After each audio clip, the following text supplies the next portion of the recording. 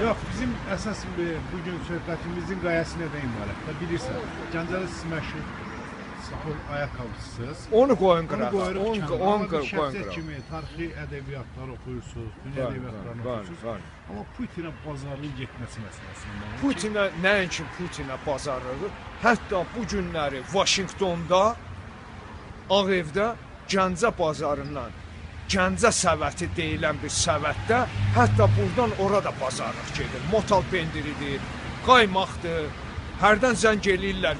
Onlarda qaymaq pendir qutaranda, buradan ora gənə də qaymaqla pendir gedir, tərxun gedir.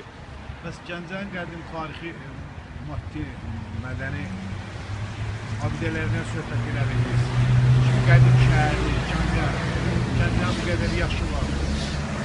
Gəncənin 4000 il yaşı var. Gəncə 4000 il bundan qabaq şəhər idi. Gəncədə, bəli, 4000 il. Gəncədə qəbir var, yaşı 1400 yaşı var. Niyə də 4000 il olmasın Gəncənin tarixi? Gəncə şəhər formasında olanda Bakıda insanlar Xəzərin sahilində, yayda qumun üstündə yatırdılar. Hələ şəhər deyil. Azərbaycanın eləsə gəlirdi media dövləti zamanı. O qədim mifologiyada var ki, Zalato Runo dalınca, yəni ki, o qoyunun qızıl dərisinin dalınca gəlmişdilər. Media dövlətinə, Yason, bəli.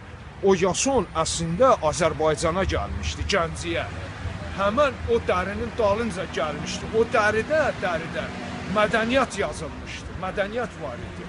Biz əsas qayda Putinə bazarlıq olmasını Gəncədə kimlər göndərib Putinə? İndi onun da müəyyən olunmuş təşkil edən adamlar var, niyə yoxdur ki? Sən dəqiq bilirsən o məsələ. Bəli, dəqiqdir. Buradan hansı məhsullar gedir? Buradan göy soğandır, acı tərədir, turpudur, Tarxun getmir. tərxundur, motal pendiridir, qaymaqdır, baldır. O qədər saymaqla qutarmaz.